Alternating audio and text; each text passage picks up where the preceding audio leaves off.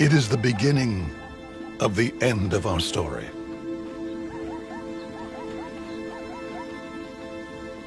The final chapter of a river that has run its course.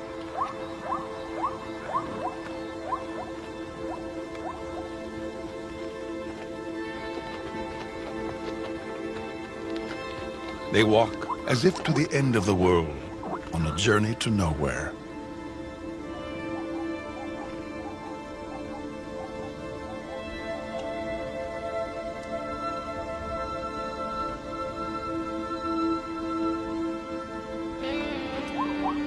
Some go in search of the water that is always just out of reach. Others follow the searchers, themselves expelled from paradise, banished to the far fringes of the great river, like phantoms wandering aimlessly in the Inferno.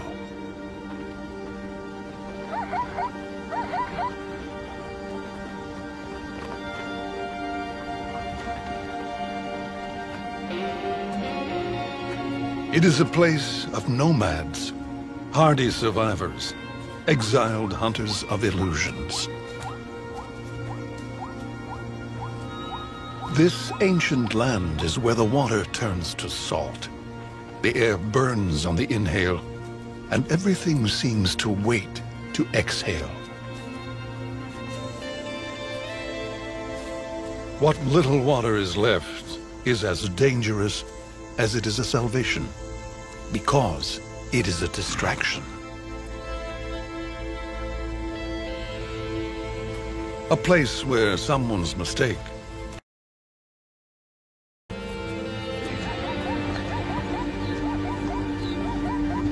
a mistaken burst of energy can change your destiny.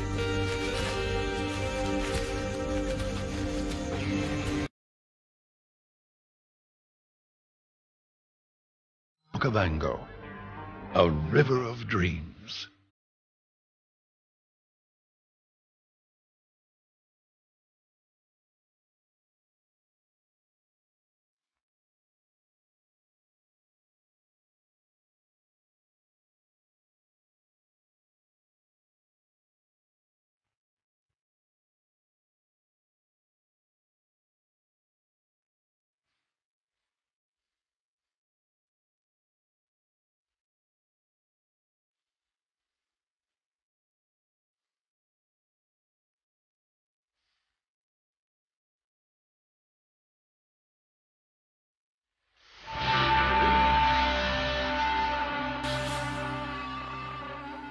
The next and final chapter of our story of the great Okavango in Botswana is where its fingers clutch onto life as the water touches the desert, where paradise turns into an inferno.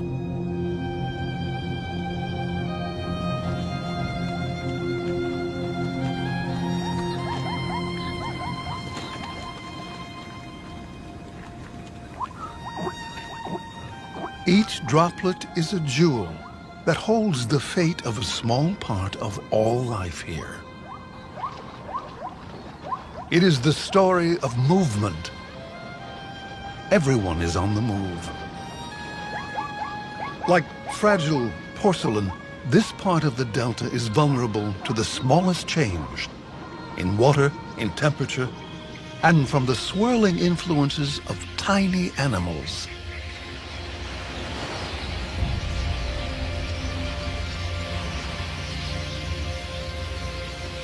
Red-billed quelea, in their millions, start to flock.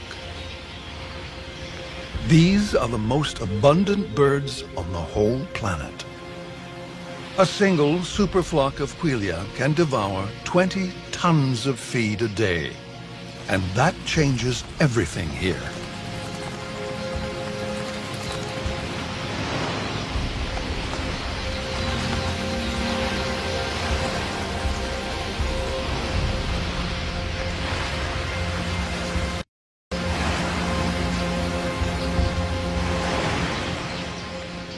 The quelea will change the lives of the nearby leopard family as the flock strips the grasses down to bare sand.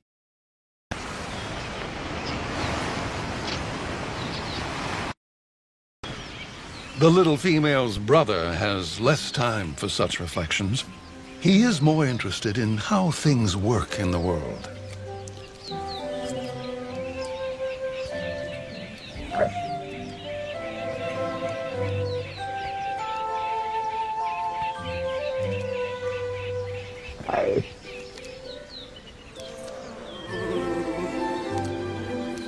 Like the bees, returning laden with pollen. He hasn't learned the dangers of being curious yet.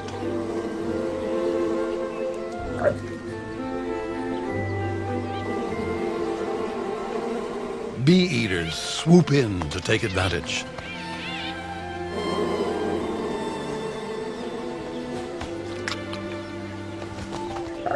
Bored with killer bees, he takes to irritating his more serious twin sister.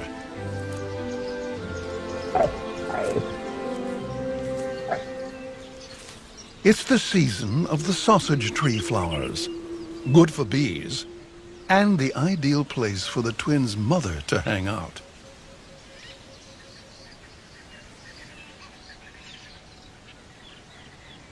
She's not resting.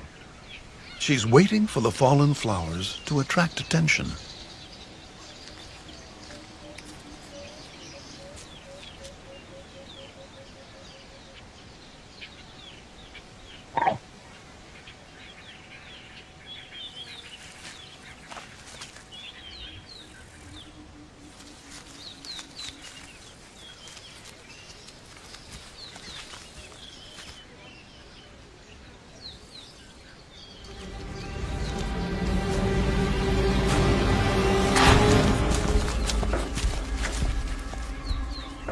Usually, leopards catch just once in every 5 attempts. But by using this sausage tree technique, she has a much higher success rate. It's also why we call her Moporoto, the local name for sausage tree. The cubs are developing their own killing skills, but by watching Moporoto, they might understand exactly what these flowers can give them. Rest is impossible. So, within minutes, she heads back to the trees.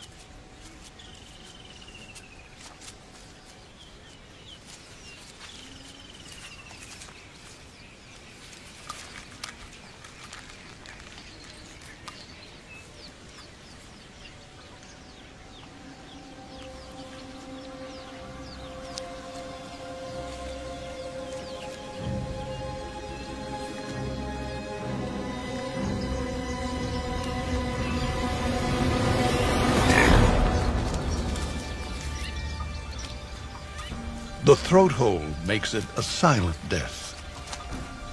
Stealth after the kill is as important as before for one of the smallest of the big cats.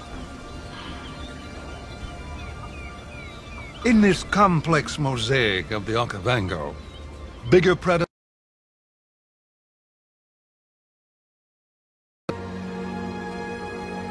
they do own it.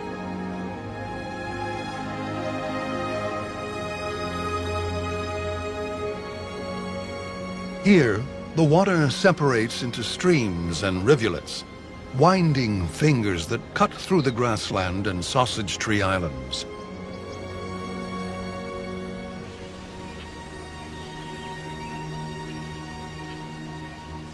The lions are in search of shade, but the breeze has hints of the smell of meat on it.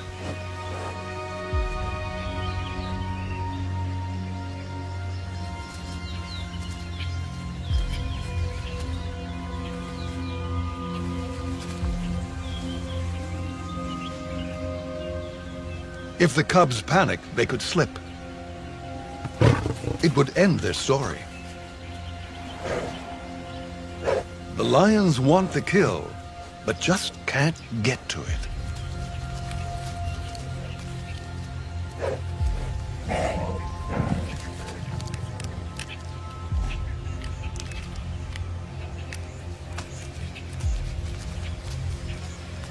Thankfully, the lions have their own cubs, and the massive sausage pods distract them.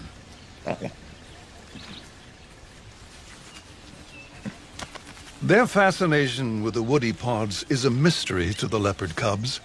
But from now on, their lives will be intertwined with all these other predators, because the Okavango has one of the highest densities of carnivores in Africa, and they're periodically thrown together by the flood.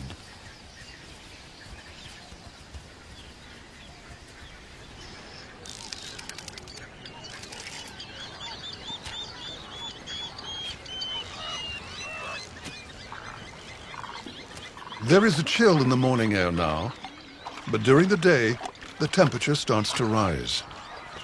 This signals the start of the dry season, when the channels begin to shrink. Oxygen levels drop. The fish that recognize that turn upstream.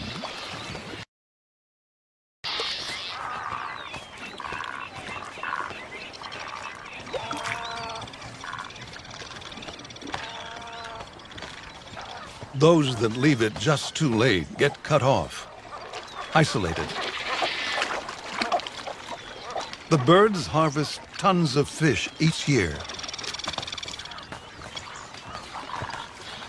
Their collective and organized feeding frenzy will clean out a pool in just a few days.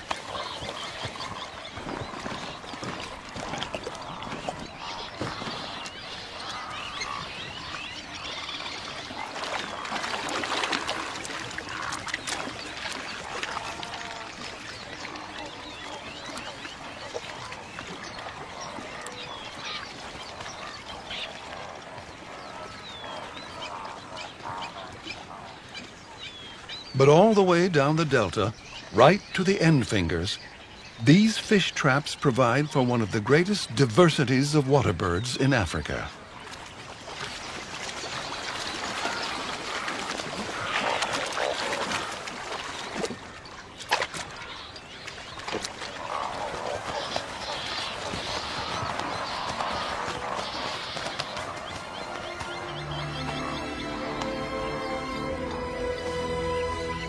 Being able to move is critical to survival at the fringes, where water supply is fickle during this part of the year. When the feed above ground is depleted, elephants go in search of a new protein source. They start mining the rhizomes and grass roots buried in the sand.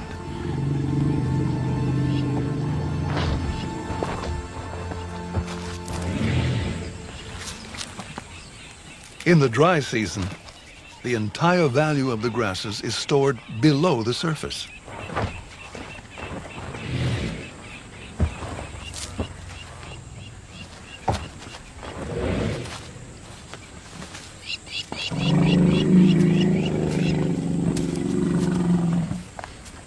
Local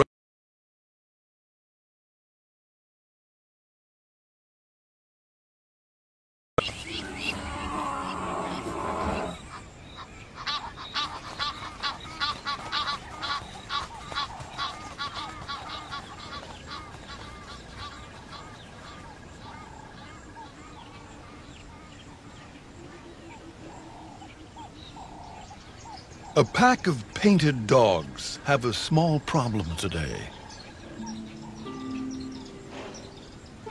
Actually, 16 problems. Having this many puppies causes a problem because only one female in the pack is allowed to breed. So, the alpha female has stolen her sister's puppies. But she's struggling to feed them all. It's a free-for-all, but she refuses to share this burden of motherhood or abandon any pups.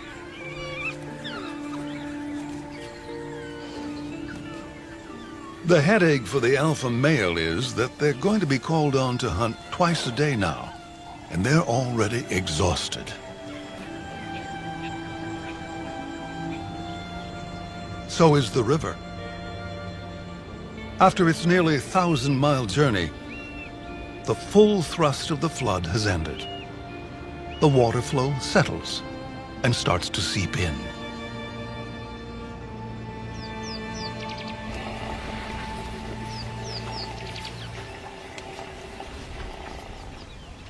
Even sleeping giants can be woken by a small niggling voice. It's a nudge that starts a ripple effect of movement.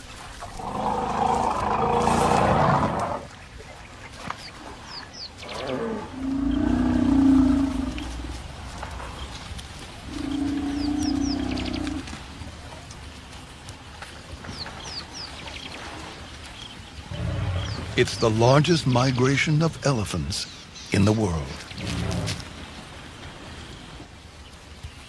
Now the air is so dry that it turns the grasses brittle under their feet.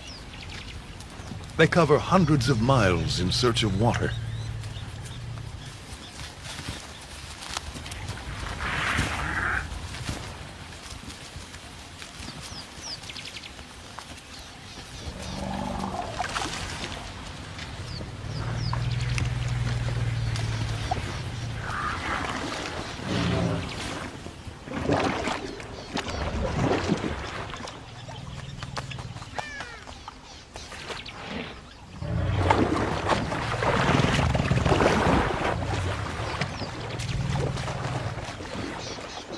It's a 50-gallon-a-day challenge, so these Okavango elephants are seldom far away from water.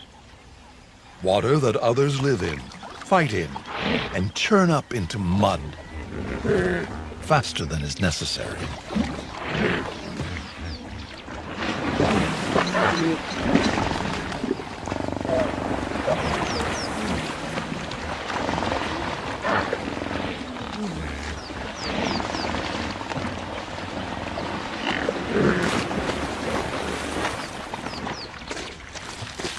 But this pressure on resources sets the elephants off again in search of clean water.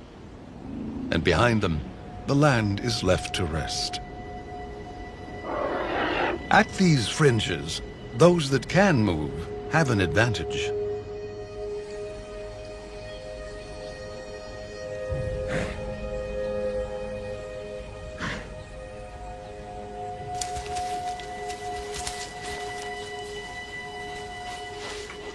Warthogs are after the same buried grass roots, rhizomes. It's the season when warthogs cluster around rhizome patches. It's an awkward position to be in.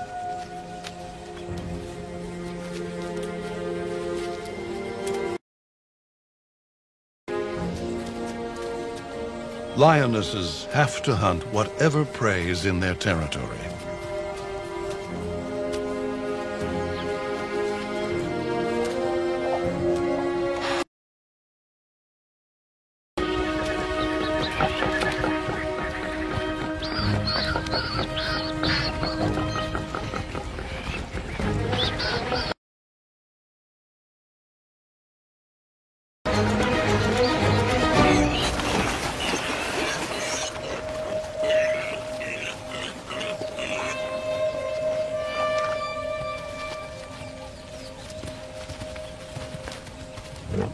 A good pig hunting day will see 2 or 3 taken in one hunt.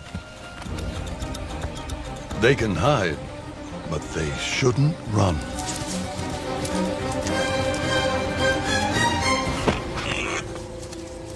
Here, it's all about territory. Warthogs will feed the lionesses until the rains, but it's risky being territorial at the far end of the water. A low flood one year, and they'll be high and dry.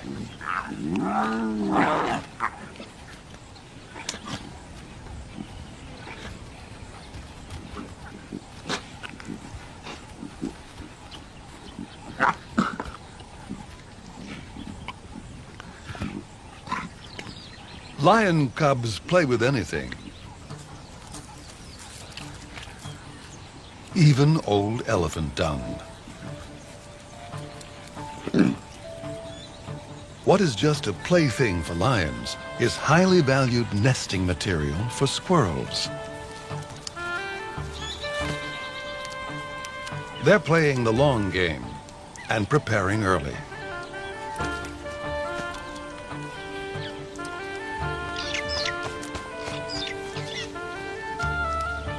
Raiding starlings spot an opportunity for themselves. They are energetically lazy about nesting. The squirrel's nesting material is just easier to steal. When one thing goes wrong, everything falls apart.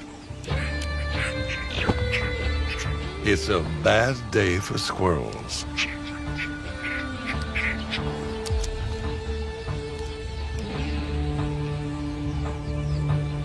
The lilac-breasted rollers aren't after the nesting material. They're after the whole nest. It's pure harassment, no matter how brightly colored it is. Eventually, it's just easier and quieter to move on. The early squirrel just wasted her time. The rains are some way off anyway.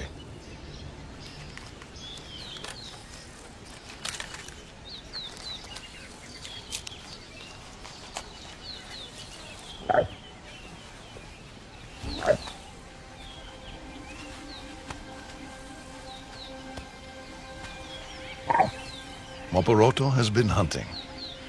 The sausage tree technique is still working for her.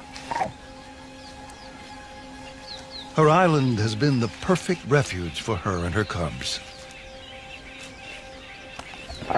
Because the little male always gets to feed first, the female cub tries to hone her tree climbing skills.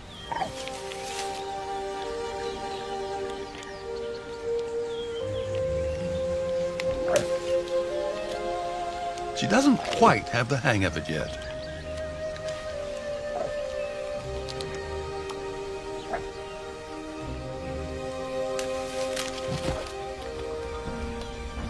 Moporoto has to start thinking about moving soon. The smell of meat and cubs has started to attract attention.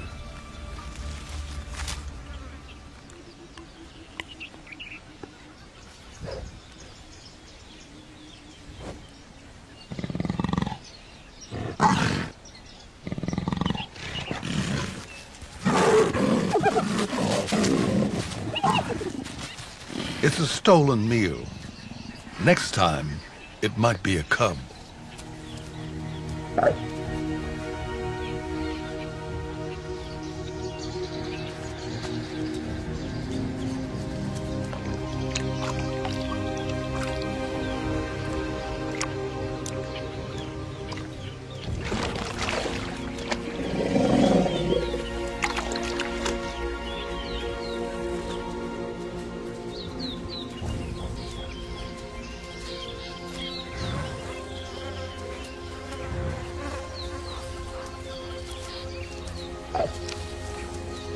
She has to move them now. It's their first venture away from their birthplace, into a world filled with strangeness for them.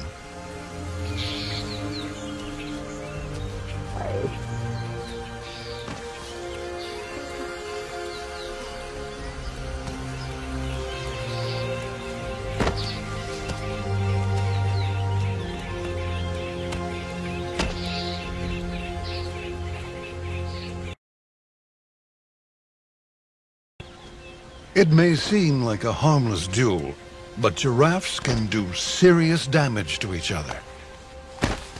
With razor-sharp hooves and battering ram-like heads.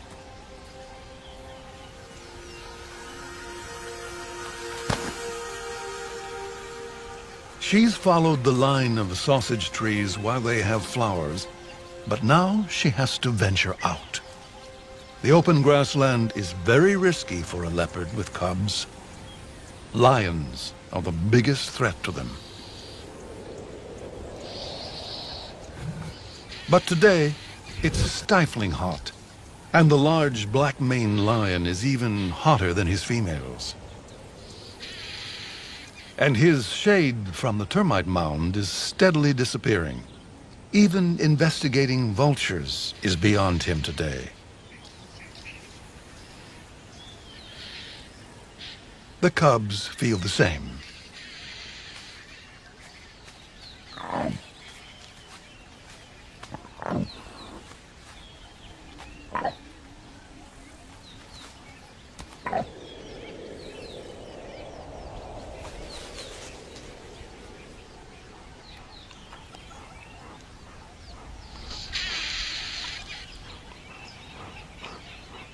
But for Moporoto, there is just something about the way the vultures are circling.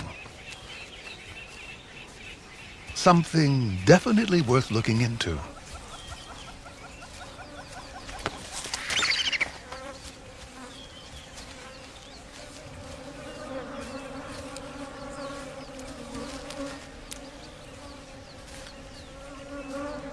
It's a giraffe, killed in a fight.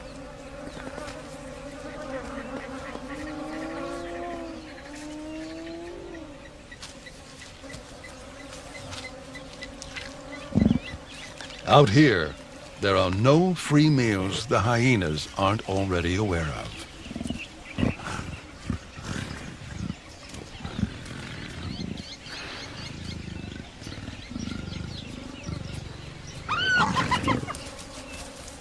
Her cubs panic. One up the tree, the other to the bush.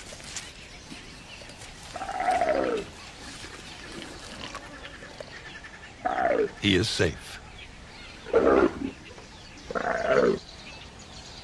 Now she has a problem, and it's largely one of communication.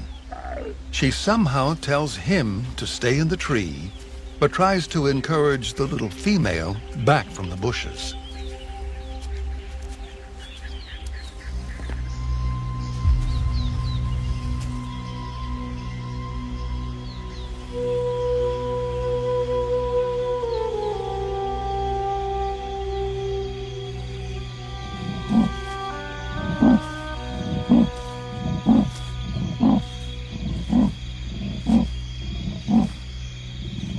She tests the night.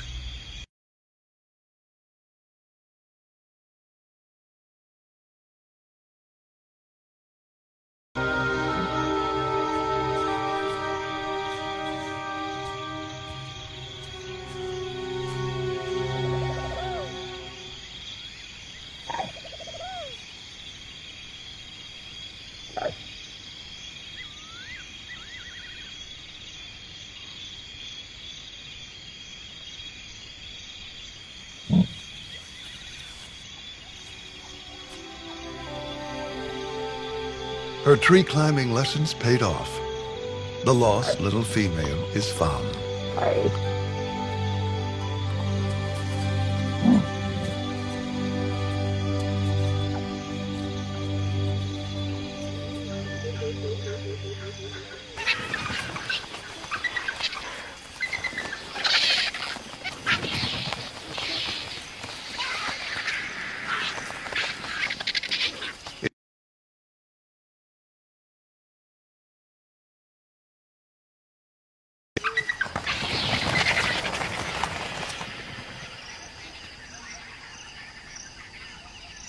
But now, when the hyena senses danger, it isn't from Moporoto.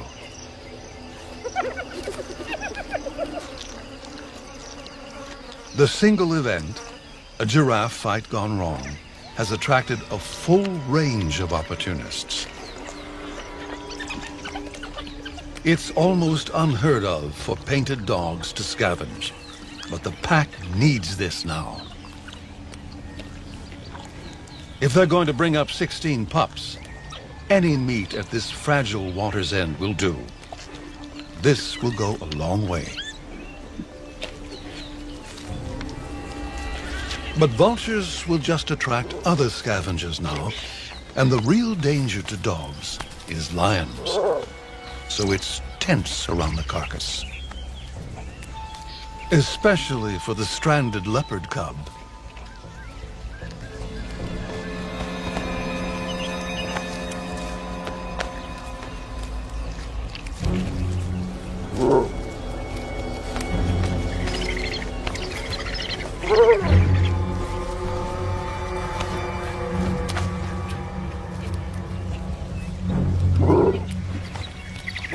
The alpha male's obsession with vultures is a distraction.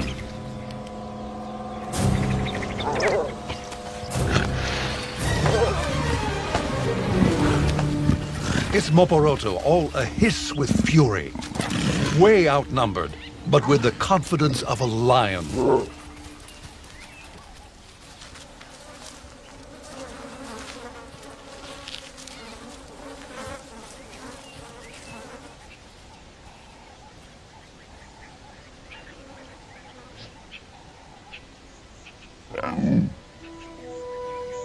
Their adventure, their first in the world beyond their den, is over.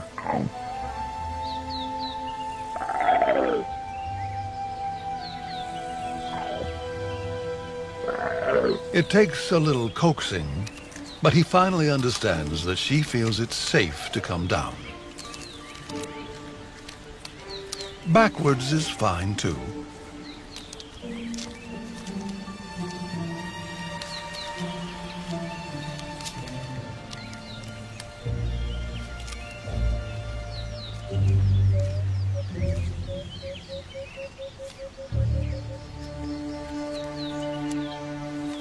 A last feed before it starts all over again with hyenas and possibly lions.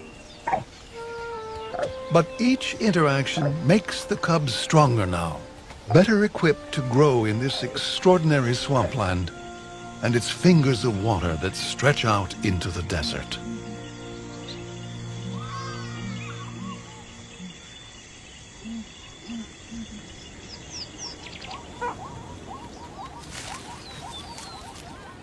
A full month before the rains, something stirs in the air.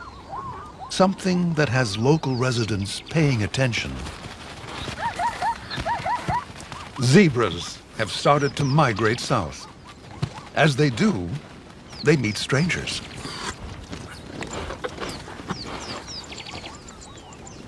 Meerkats can't afford to spend much time gawking.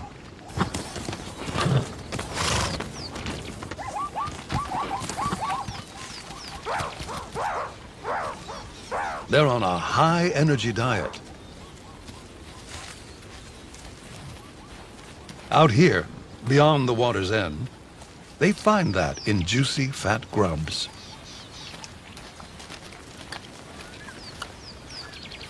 The family posts a permanent lookout, because the threat to them will come from the ground as well as from the air.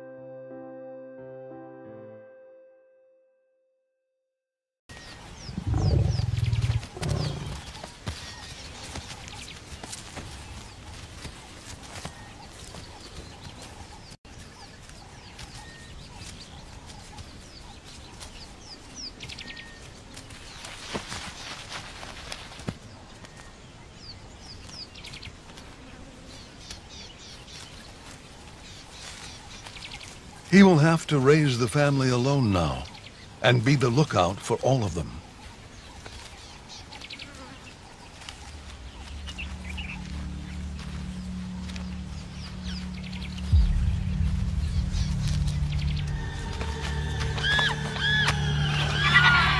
Secretary birds are no threat, as long as you stay still.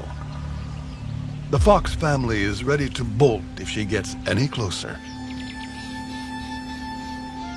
The scrub hare at the bird's feet knows to freeze. But secretary birds hunt on movement, even the slightest movement.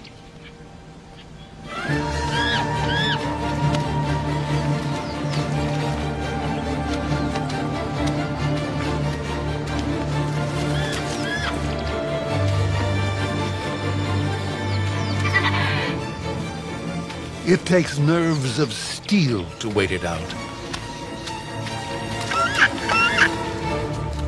He just didn't have them.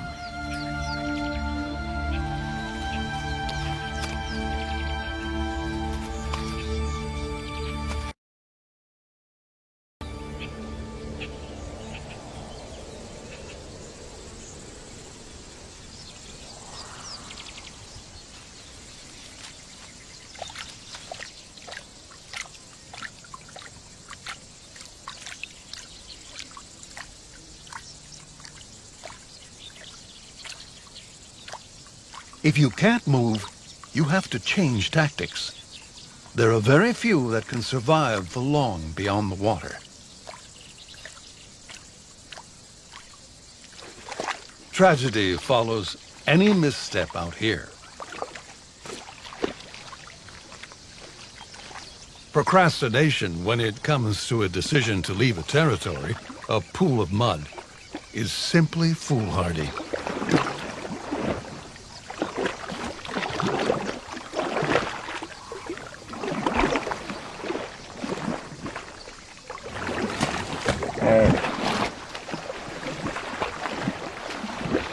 But some just get caught out. As a last desperate effort, barbel, one of the few fish in the world with accessory breathing capabilities that allow them to breathe actual air, start to walk.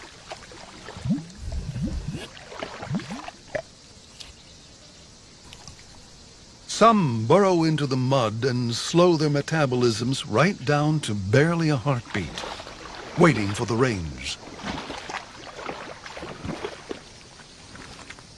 If they get it wrong, they're on the top layer and simply bake. She doesn't have the bulky body of Moporoto because she doesn't get the same food. She's a desert living on the edge, has a talent for finding the impossible. A buried barbel. It's small, but in a few days, the hippo will probably be stuck too. She can wait.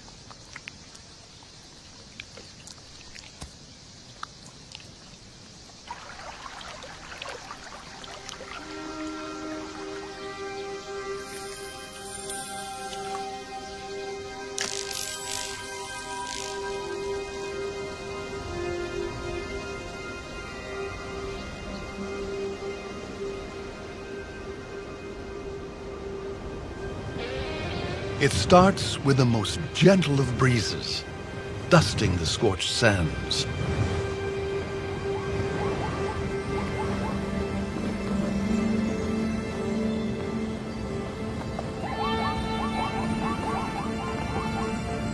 The zebras are the first to recognize it.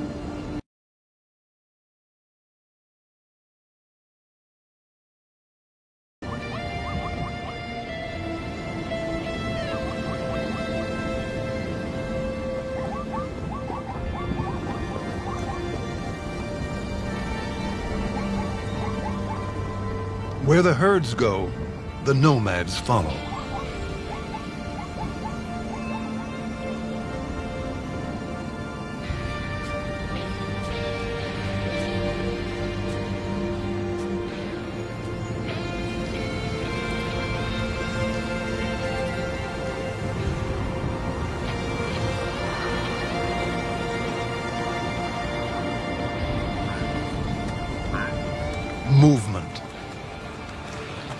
hot air rises and cools.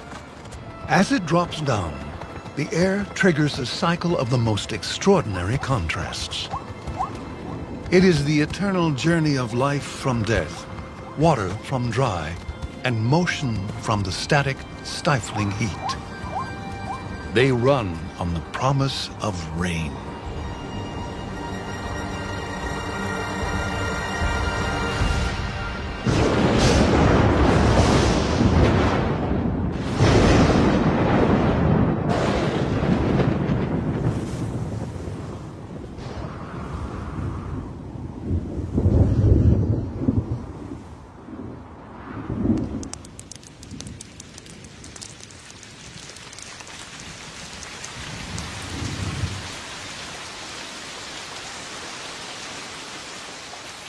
Within days, over 3,000 miles of flat thirstland is transformed by just a few inches of sheet rainwater.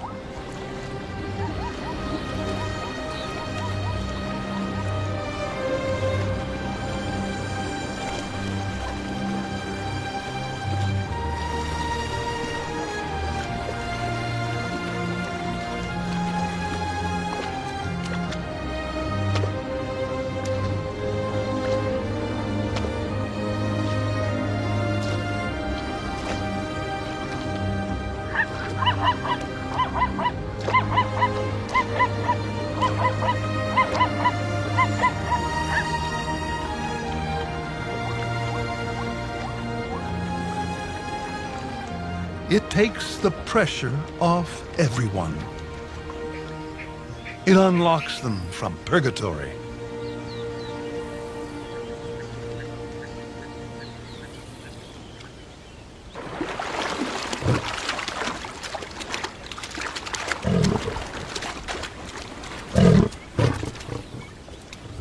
It releases the nomads to spend energy playing again.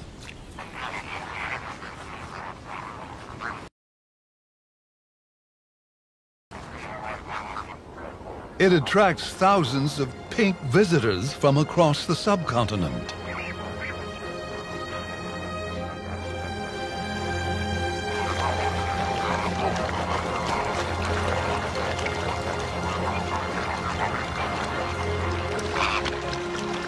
The arrival of the flamingos is all about sodium chloride, basic salt.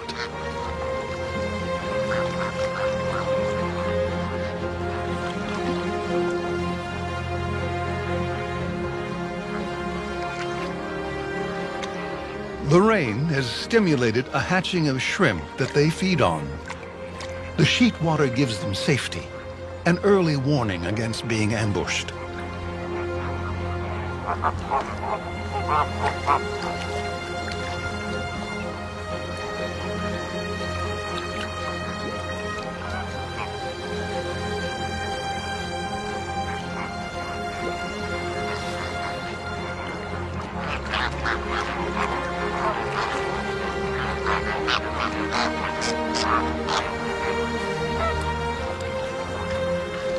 Their pantomime is only interrupted by a snooping jackal.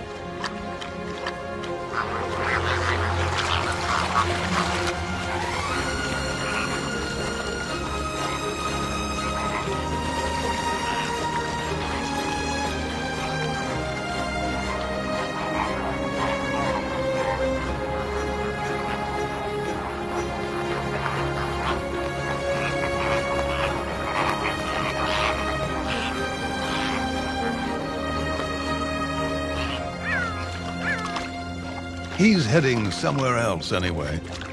The smell of blood on the wind.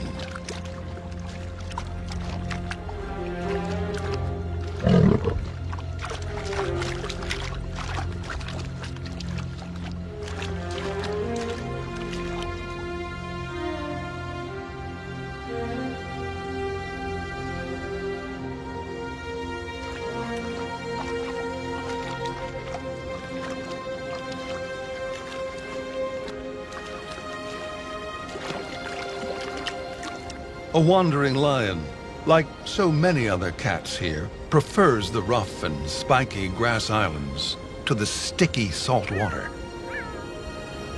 it's hard for everyone.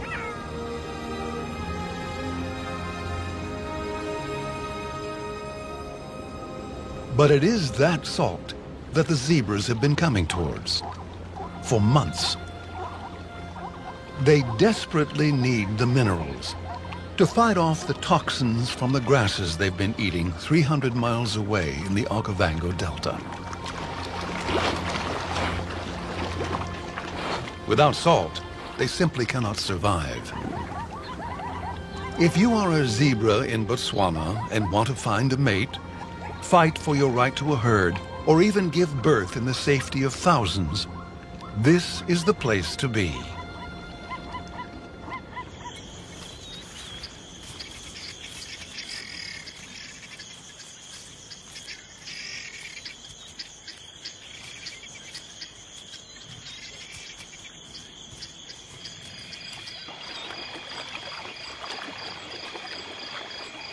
Full moon in the salt pans is a kaleidoscope of nightlight, dancing off the white, salty sands below the water.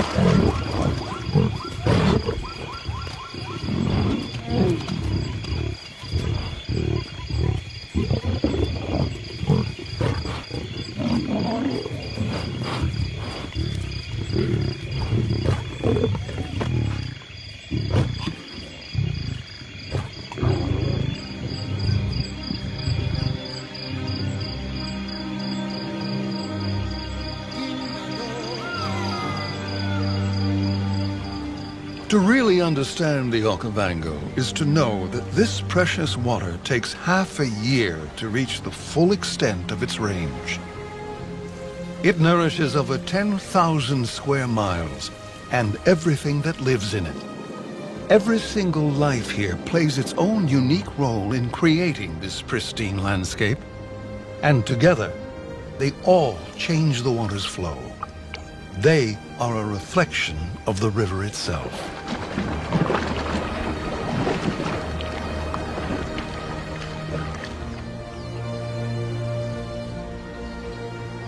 Regal male lions fight and force nomads to wander off. Fires burn underground and gently smoke for years, flushing out the old, stimulating the new. It's an enigma, a place where a beautiful stillness hangs in the air.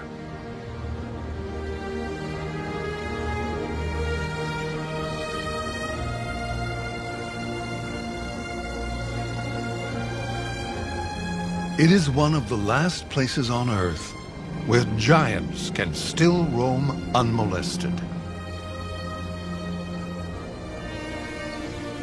Where babies can trust in tomorrow, and where hope is alive.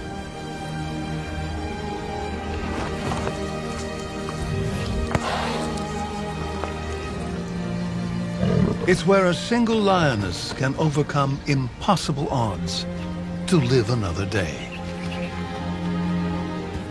It is a jewel, one of the most pristine landscapes left on the planet, and its future is entirely in our hands.